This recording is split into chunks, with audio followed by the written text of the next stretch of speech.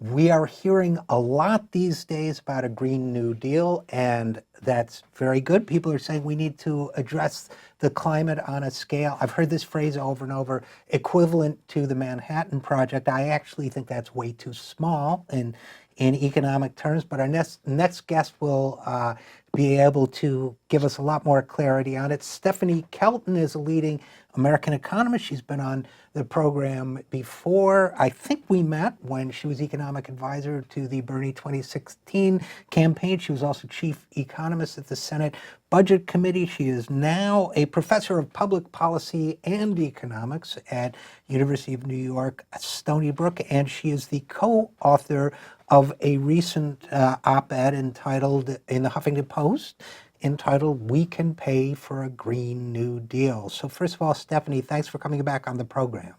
Oh, I'm always happy to come back. Thanks for having me. Well, we're always happy to have you. So that title, "We Can Pay for a Green New Deal,"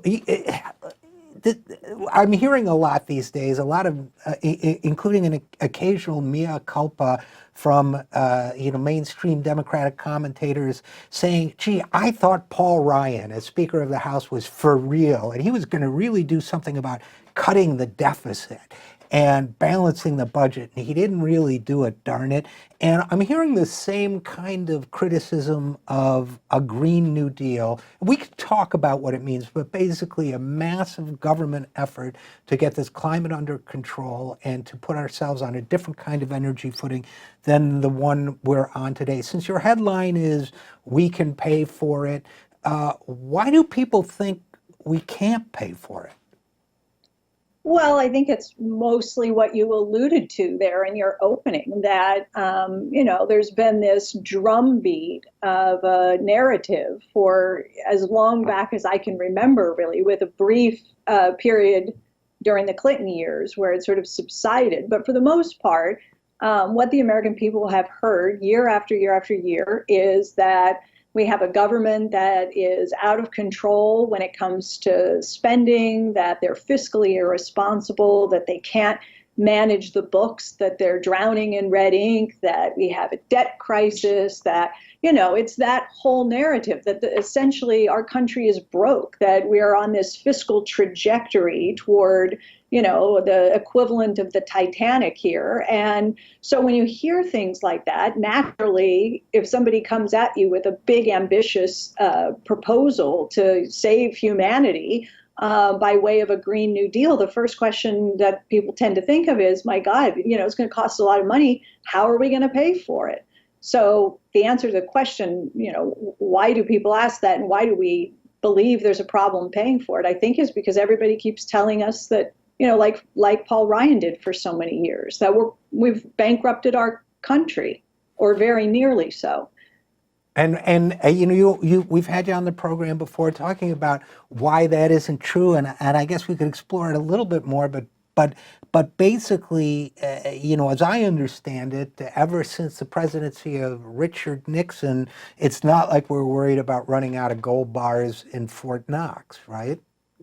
Yeah, so that's a good point, and it's one that so often gets overlooked just in the way we ask the questions, right? So, I can remember Hillary Clinton saying things like, and this, of course, is not just her, I'm just using her as an example, because she would say things like, you have to find the money, or you have to go where the money is. Well, if we're talking about finding the money, it really does conjure up in people's minds the idea that there's money, it exists, it's out there somewhere, it's finite, somebody has it, and you have to go where it is. And so, like you mentioned, the gold standard, there's sort of this idea that somehow we are still constrained, our government is still constrained when it comes to money, that it's got to go out and look around for gold bars or coins or something along those lines, and you can't spend unless you can first find money somewhere.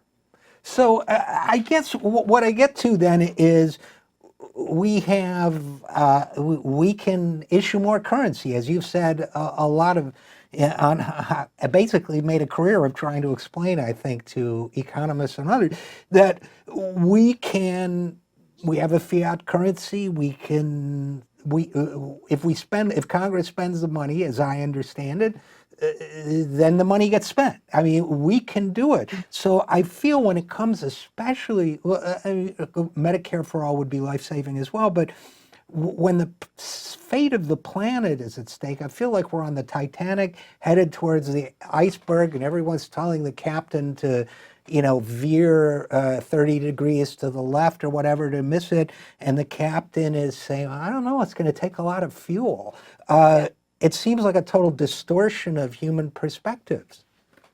It does to me too. I mean, I will sometimes joke with people as I watch, our political elected officials say things like, well, look at Paul Ryan and others have said, I'm sorry, not Paul Ryan, Marco Rubio and others have said, look, I'm open to the idea of a Green New Deal or doing something on climate, but I'm not going to jeopardize the economy in the process. And it's like, we're going to end up in a situation where there are two humans left on Earth, and one of them's going to say to the other one, it's too bad they couldn't come up with a plan to save humanity. And the other one's going to say, oh, no, they had a plan. They just couldn't figure out how to pay for it. Right. That's sort of, I mean, we're staring down the barrel on this thing. And if money piece is what's going to prevent us from moving forward to doing the kinds of things that we know we have to do, that the scientific community, I mean, we're being bombarded now, hit over the head with messages day after day saying, the clock is ticking. You've got 12 years. You don't have a lifetime to figure this out. You need a plan, and you need to start implementing it now. And if we're going to waste precious time pretending we're, hamstrung on a gold standard and that we've got to go out and find money in order to begin to take the first steps here, we're in real trouble. Well, let me ask you this, and maybe it's an overly cynical question, but in terms of, it goes back to the old, prosecutor's question, cui bono, who benefits? Who benefits from this widely held and carefully orchestrated by Pete Peterson, the billionaire, and others, belief that that's the way the federal budget works? Who's benefiting from all this thinking, this limited thinking? Well, guys like Pete Peterson, you mentioned, billionaires who don't like programs like Social Security and Medicare. If they were to go away, that would be a pretty significant boost to the bottom lines of major corporations that are kicking in 6.2% of employee wages toward Social Security and another 1.45 toward Medicare. And, they view this as a way to, if you can engineer a fiscal crisis in the minds of voters and then say, look, it's because of programs like Social Security and Medicare that we are in this dire situation with respect to the national debt and so forth. And you can push through, and I hope that they can't. And so far, it's been a lot of headwinds. But if they can do something with these programs, they clearly view it in their interest to do that. Look, the banks love that I think retaining the belief that they need to be intermediaries in this process, that the government has to borrow, that it's got to float bonds, and that the financial system is providing the dollars that the government needs in order to fund itself, and so they get to skim a little bit of interest off the top. The fossil fuel industry, I mean, who benefits? There are a lot of, I guess, loosely wealthy people and big corporations and finance that benefit. So, I certainly agree with that interpretation a lot, and I think it makes a lot of sense. Now, I will tell you, Stephanie Kelton, and again, we're talking with economist Stephanie Kelton about the Green New Deal and the sort of tributaries of issues that run into it. Just as an aside, I'm not crazy about the phrase Green New Deal. I'm not sure it resonates with a lot of people yet, but it seems to be sticking, so I'm going to go with it. But, people like Sean McElwee, he's done polling around this sort of thing, and I probably am sensitive to the same sort of reservations that you have with respect to using New Deal. I don't know, I'd have to hear you express what your reticence is. But Sean's polling suggests that if you throw the word green in front of anything, it becomes significantly more popular. And so I think it's sort of interesting. Yeah, that is interesting. My primary objection is to New Deal as a phrase that doesn't mean a lot to a lot of people and anymore, and that has, ramifications of something old. And, I mean, it's a communicator concern more than anything else. Green, I'm pleasantly surprised to learn it polls so well. I would have worried it might have seemed a little hippie-ish to some people and so on, but that's good to know. And okay, so but for now, let's call it the Green New Deal. If you feel comfortable answering the question, what do you consider a Green New Deal to be? Yeah, it's good that you say if you feel comfortable answering the question, because there are so many constituencies that I think it's important would need to have a voice in the process of putting together whatever this thing becomes. I think broad objectives are pretty clear that we're going to do things that help us to prevent the global temperatures from rising above thresholds that will make it catastrophic for humans to remain on this planet for a number of years. So, broadly goals like 100% renewable and decarbonization, green infrastructure, a federal job guarantee, some of the sorts of things that were kind of sketched out in that little blueprint that Alexandria Ocasio-Cortes laid out. But, for other constituent groups, there are things that are missing from that blueprint of hers, and they would like a voice in this process as well. And so I really feel like, the Green New Deal or the call for a Green New Deal is more of a plan for a plan than any sort of plan yet, if you know what I'm trying to say. I do, actually. Yeah. No, I know exactly what you're trying to say. Yeah. So let's talk about the plan for a plan for a second, just because, it has so many economic dimensions to it. You mentioned, I hate this term, but I can't think of another term, Stephanie Kelton. I would say stakeholders, because I'm at a loss for other words, but there are a lot of people who would be affected by it, right? I mean, if we do this the right way, we have to significantly change the trajectory of our fuel consumption, of the way we do business, the incentives that are structured into global trade. I think there's, I'm sorry? Food, transportation, yeah, living, yeah, dwelling, yeah. So, and I think there are a lot of people who don't know yet, will this help them, will it hurt them? I think there are labor groups who are concerned, perhaps, in my opinion, needlessly, but I think they're concerned. What happens to us if we stop fracking, if we stop building pipelines? And that, my stupid answer maybe, but it doesn't feel stupid, is, yeah, you might lose 1,200 jobs on the next pipeline, but we'll have hundreds of thousands of jobs building other things, refitting our national infrastructure to consume less energy. Is that overly simplistic thinking, you think, or does that make any sense? Oh, it makes perfect sense. And I think that, and I didn't mention this and I should have, one of the features of the blueprint that the Sunrise Movement and people like Alexandria Ocasio-Cortes are talking about are how critically important it is as we begin to think about how to transition our economy away from fossil fuels to renewables, that we do so in a way that is sensitive to a whole range of interests, other people, not just employment and income interests, but other areas of sensitivity as well.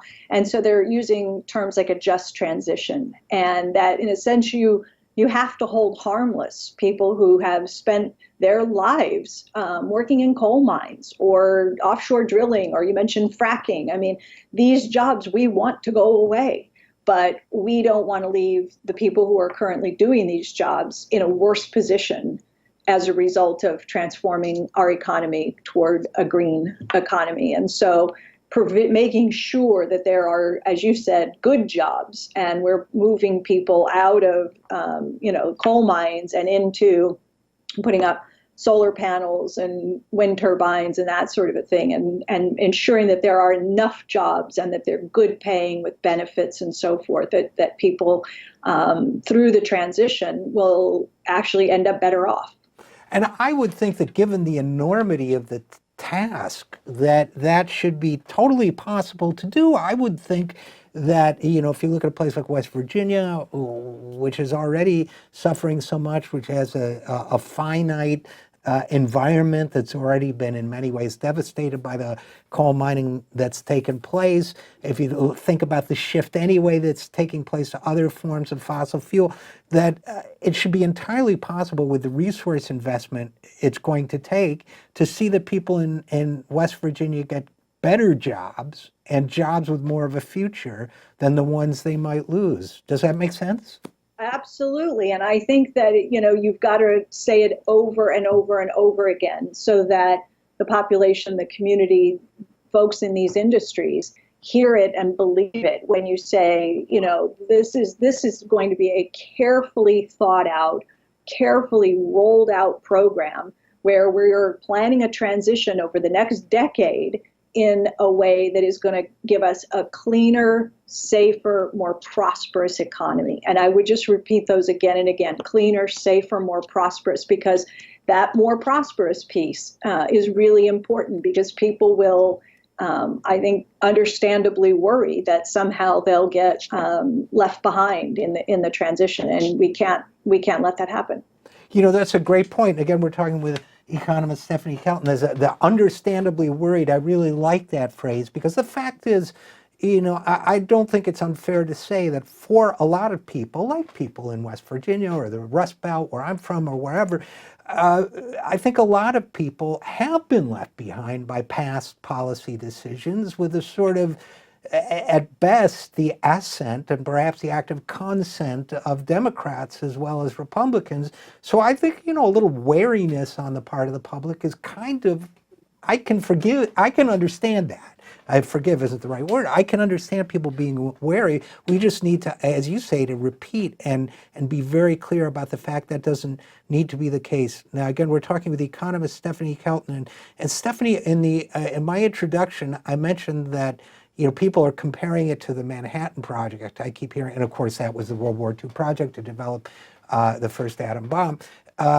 Now, I haven't gone back and looked at the numbers, but my gut tells me, as I said in the introduction, that probably from an investment, from an economic point of view, the Manhattan Project was way smaller than what we need to do to save the planet now. Do you think that might be right, or is it just not have data? Yeah, I think that's right. I mean, I think we're looking at something on the order of, and this is sort of more a parallel with the New Deal, right? And probably why people are using language like this or comparing it to the mass mobilization under World War II, that we're talking about something that is transformative of so much. It's going to essentially touch every piece, indirectly or directly, just about every part of the U.S. economy. And you said before, everything from the way we use land and food and transportation, urbanization, transmission of energy, storage. I mean, it's just going to bleed over into so much of the economy that I think it's orders of magnitude larger than the Manhattan Project. Yeah, and I think World War II is a great analogy, and now you're the economist, but let me test my memory here, and you can see if I'm right. As I recall, in the spending of the New Deal, the original New Deal in the 1930s, the economy was improved substantially. FDR was convinced to maybe compromise a little in his second term, 36 to 40. Maybe the economy was not doing quite as well. Then comes World War II, massive mobilization, as you say, economic and resource and human and in every way, massive mobilization. Going back to the deficit, if I recall correctly, deficit skyrockets But at the end of World War II, we go into 2 or 3 decades of the greatest prosperity this nation and perhaps any nation has ever known. Have I roughly gotten that right? Were you reading from a book?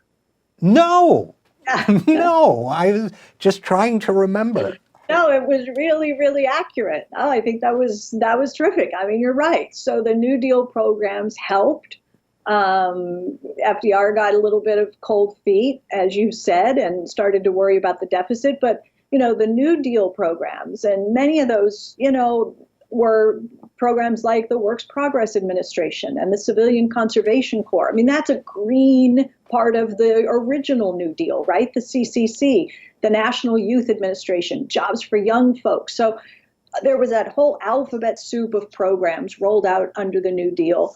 And, the official unemployment rate went down from 25% to 10%. So it made a significant difference, but it was really, as you suggest, World War II and that massive mobilization that ultimately produced the kind of economic boom that carried forward beyond the war years and gave us the greatest period of peacetime prosperity. I mean, they call it the golden age of capitalism, right? So this is when we built the middle class. This is when incomes were rising. When people say, when Donald Trump talks about making America great again, I think what a lot of people hear is a time when it was possible to make enough money, have a good job with good benefits, a couple of cars in the garage, enough money to take the family on vacation, put the kids through college, a better time, a time when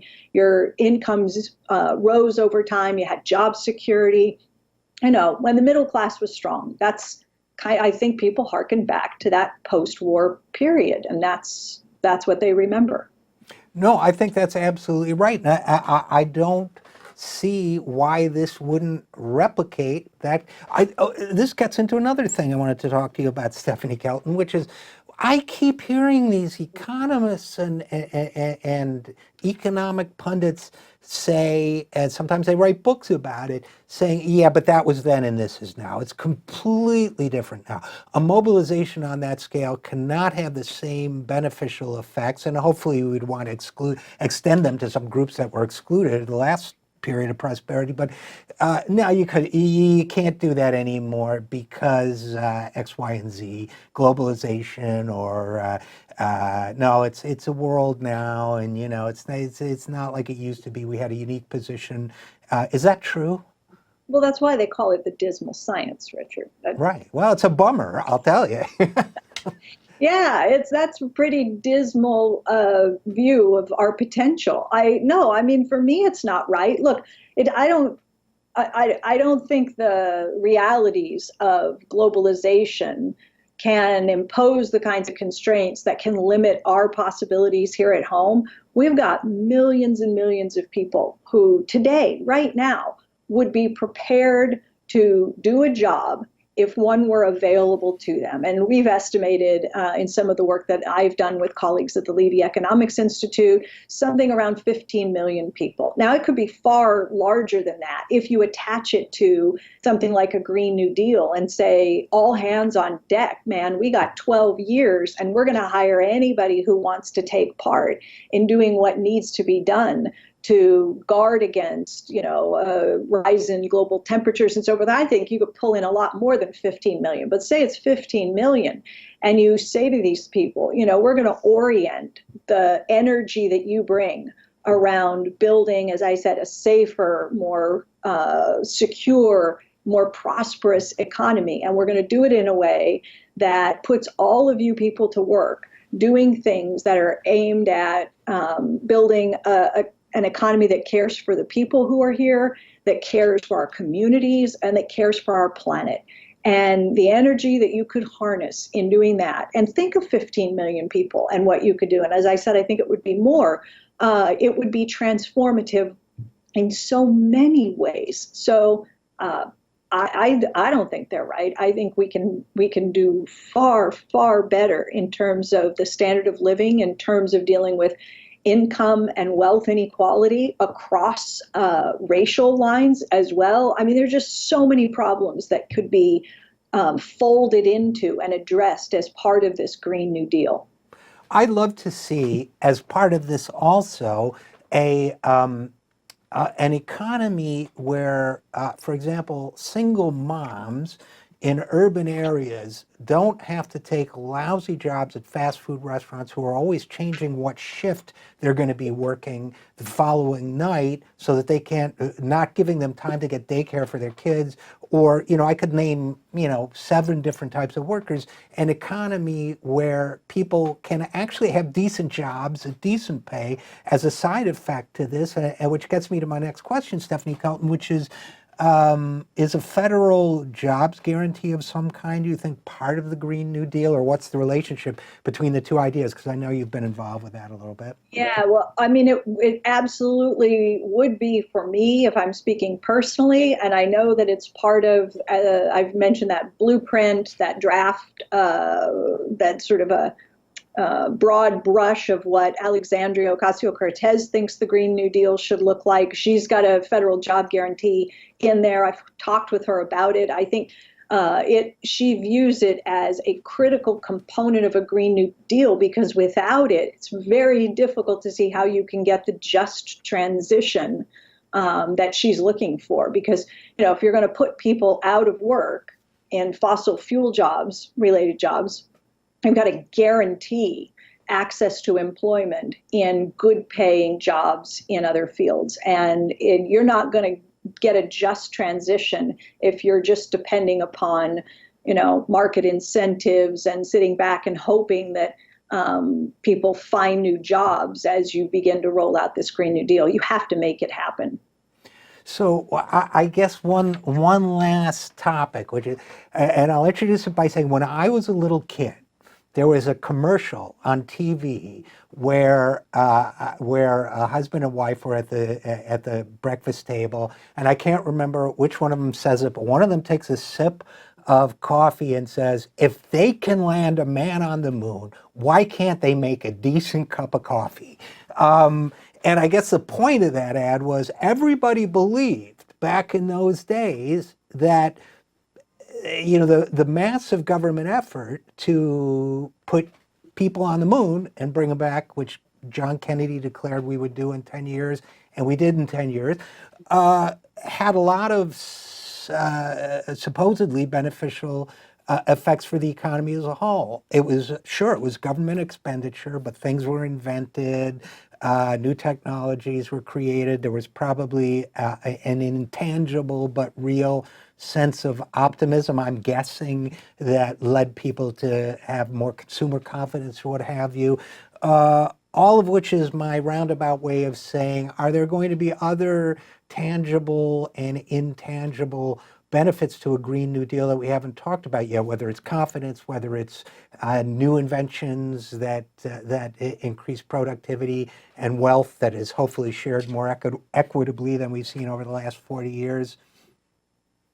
Do you get where I'm going? I do. And I think, as the more I read, and because you're paying attention to this subject like I am, that every day there are 6 terrific new pieces on the Green New Deal. And I think as people begin to think these things through and imagine, what do I want at the end of this thing, right? I mean, I want a destination. It's not just a process. It's also thinking about the destination and the folks who are included and the benefits that unfold along the way. So people are really starting to think about the kind of questions that you're raising here. Like, it's not just about capping the rise in global temperatures. It's about more than that. It's an opportunity for more than that. And so you mentioned a more, economic justice, racial justice, social. So you can, as I say, fold in these other ambitions as part of getting to that destination. So how do we get there in a way that allows us to grab our friends, our neighbors, our fellow Americans, and it can't just be an American problem either. I mean, this is global, right? We have to do this together as all nations. And so, how do we get there, and how do we ultimately end up with a type of economy that works for more than just the people who are already doing extremely well? There are all the, it's very well said, and there are all these, I know the studies they were doing of Bhutan or whatever, of a global happiness index instead of wealth indexes and so on. It just seems to me, and I guess, I'll give you the last word, but if you want it, but it just seems to me that it would also give us, as a nation, as a national community, as individuals, as families, a sense of purpose that, first of all, we do have a purpose. This urgently needs to be done in the next 12 years, as you pointed out, but also that having a sense of purpose in life, I think, gives one a deep sense of satisfaction as an individual, as a member of a community, as a nation. So I guess I'll leave it there, but any last thoughts before we go? I mean, I would love to see, a president. I don't think I can say this president. I'd love to see him do it, but put before the nation and the world a challenge where you lay out and challenge other countries. Let's have the equivalent of the race to the moon, where everybody's trying to get there and best one another in terms of breakthroughs and achieving broader goals and so forth. Bring communities along. Mariana Mazzucato, who is an economist in London, she does a very good job of talking about mission-oriented finance and about the important role of the state and the important role that the state plays in leading in some of these breakthroughs that the private sector then gets behind and energizes. And, I think that with the power of the public purse, the government can lead by funding, and whether it's grants or just laying out the federal funding to begin transforming energy and federal job guarantee and all of that stuff, the kinds of secondary benefits that you're referring to, where we get a technological breakthrough in one area where we're trying to solve climate, suddenly becomes something that's beneficial in healthcare or, improves well-being in other parts of life. So I just wish there was a mission-oriented challenge being laid before people of all countries, and that we were collectively working toward this ambitious goal of dealing with climate change, because it's going to take all of us. Well, then that's very well said, and then let's collectively work to make them do it. So unfortunately, we're going to have to leave it there, but as always, Stephanie Kelton, economist, thinker, nice person. As always, great talking to you, and thanks so much for coming on the program. Thanks, RJ. Good to be with you.